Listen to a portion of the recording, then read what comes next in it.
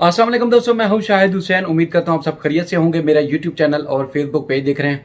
इस वीडियो में जस्टिस काजी फैज ईसा साहब जो कि पाकिस्तान के नए चीफ जस्टिस की हैसियत से उन्होंने हलफ उठा लिया है, उस हवाले से कुछ तफसीलात और कुछ चैलेंजेस के हवाले से तफसीलात आपके सामने रखनी है।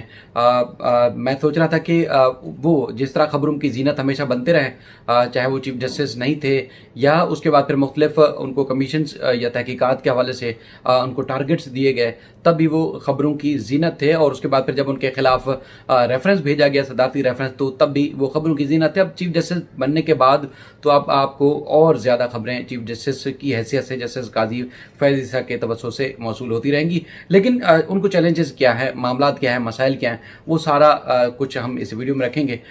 तो आपको अंदाज़ा हो जाएगा कि मामला होने वाला क्या है। आगे बढ़कर जो है वो क्या चीज़ ऐसी होने वाली है जिसकी वजह से आप कह सकते हैं कि जो माजी के जो जजेस थे उनकी निस्बत जस्टिस काजी फैज ईसा किस तरह पावरफुल हो सकते हैं। जो लोग उनको गिराने के लिए या उनको जो है वो इस मनसब पर ना आने के लिए रुकावट बन रहे थे, उनके लिए क्या क्या चैलेंजेस होंगे, सारी तफसीलात होगी।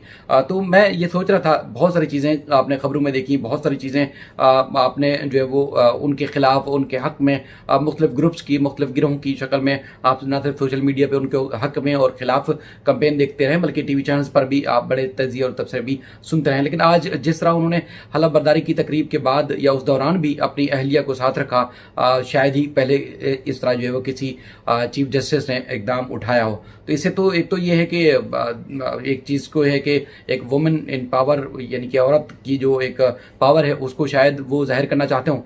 दूसरा, और भी बहुत सारे लोग सवाल उठा रहे हैं, यकीनी तौर पर वो नेगेटिव ही हैं। उनकी जो तकरीब हलफ बर्दारी है, माजी में बहुत कम ऐसे देखने में आता रहा है कि कोई चीफ जस्टिस, साबिक चीफ जस्टिस उनकी हलफ बर्दारी की तकरीब में, यानी कि नए आने वाले चीफ जस्टिस की तकरीब हलफ बर्दारी में मौजूद हो। लेकिन यहाँ पर हमने इफ्तिखार चौधरी साहब, जो कि सबसे ज़्यादा अदालती जो एक आप कह सकते हैं कि भूचाल समझें, या उसके बाद फिर अदालतों की खबरें ज़्यादा पब्लिक में आने की जो एक रिवायत बरकरार हुई है या रिवायत कायम हुई थी, वो इनके दौर में हुई थी इफ्तिखार हुसैन चौधरी के हवाले से। तो वो भी उनके जो तकरीब हलफ बर्दारी थी उसके अंदर मौजूद थे, और उसके अलावा तसद्दुक़ हुसैन जिलानी वो भी तकरीब में मौजूद थे। तो इससे ये लगता है कि जो तासुर दे रहे थे कि माजी के चीफ जस्टिस जो कि खबरों की जीनत बनते थे और उनके ऊपर ओहदों से हटने के बाद उनके ऊपर भरपूर किस्म की तनकीद हुई, तो इसका किस्म का पैगाम भी इनकी तकरीब से ये मिलता है कि वो दूसरे जजेस से शायद मुख्तलिफ ना हों। लेकिन अब जो उनके इक़दामात होंगे उससे वाज़ेह होगा कि क्या जो इफ्तिखार चौधरी साहब का दौर था, अब क्या उसके बाद फिर साकिब निसार साहब का, गुलजार अहमद का, उमर अता बंदियाल का, या जितने भी साबिक चीफ जस्टिस थे, नेगेटिविटी में या पॉजिटिविटी में इनका नाम भी सैर फहरिस्त रहेगा। अब हम आते हैं एक उस तहरीर की तरफ जो कि साकिब बशीर साहब हैं इस्लामाबाद में। वो अच्छा लिखते हैं, अच्छा सोचते हैं और हमेशा पॉजिटिविटी की तरह उनका एक बड़ा कदम रहता है। उन्होंने, मैं सोच रहा था कि ये जब सोचूं आपको के सामने चीज़ें रखी, तो मैंने उनकी तहरीर देखी, तो मैं चाहता हूँ कि जो जो कुछ उन्होंने लिखा कि उनको चैलेंजेस क्या है, क्या क्या मामला बेहतर हो सकते हैं, वो आपके सामने रखूं। उन्होंने लिखा है कि जी, सुप्रीम कोर्ट में एक नए दौर का आगाज हो चुका है। हमेशा हमेशा के लिए बाकी जजेस के लिए मिसाल बनाने की मिशन पर 2019 में पूरी कुव्वत और ताकत से दायर होने वाले सदारती रेफरेंस के बाद कोई तस्वर ही नहीं कर सकता था कि 17 सितंबर 2023 को जस्टिस काजी फैज ईसा इसी सुप्रीम कोर्ट में चीफ जस्टिस होंगे और ताकत के बलबूते पर बनाने या हटाने की प्लानिंग करने वाले माजी का किस्सा माजी और कुछ मुंह छुपाते शर्मिंदा फिर रहे होंगे। वो कहते हैं सदारती रेफरेंस की जो साजिश थी उसका इख्तिताम जो है क्रिएटिव रिव्यू की वापसी के बाद हुआ, और इसी दौरान काजी साहब और उनकी फैमिली के खिलाफ उस वक्त की हुकूमत में मेन स्ट्रीम मीडिया पर, सोशल मीडिया पर जो कोहराम मचाया गया, तरह तरह के इल्ज़ामात की बौछार की गई। सुबह दोपहर शाम ऐसी तहज़ीक आमेज़ मुहिमें चलवाई गई जिनकी मिसाल नहीं मिलती। FBR से लेकर सदर और वज़रा तक अपना जो है पूरा हक डाला, और आज वो नहीं, काजी फैज ईसा जो है मौजूद है। वो कहते हैं जैसे काजी फैज ईसा ईमानदार, काबिल और आइन की हुक्मरानी पर यकीन रखने वाले जज हैं। इसी असूल की बुनियाद पर उनके मुश्किल वक्त में वकला, सहाफ़ती तंजीमें, सिविल सोसाइटी, जमहूरियत पसंद आइन इनके साथ खड़ा रहा, और उसके बाद फिर आज भी जस्टिस काजी फैज ईसा चीफ जस्टिस बने। तो उनमें से आइन की हुक्मरानी पर यकीन रखने के लिए तवक्कुआत बहुत ज़्यादा हैं, खदशात भी हैं, लेकिन सब उम्मीदें लगाए बैठे हैं कि इनके साथ वो हाथ नहीं होगा जो वकला तहरीक के बाद साबिक चीफ जस्टिस इफ्तिखार चौधरी की सूरत में हुआ। तवक्कुआत कुछ यूँ हैं।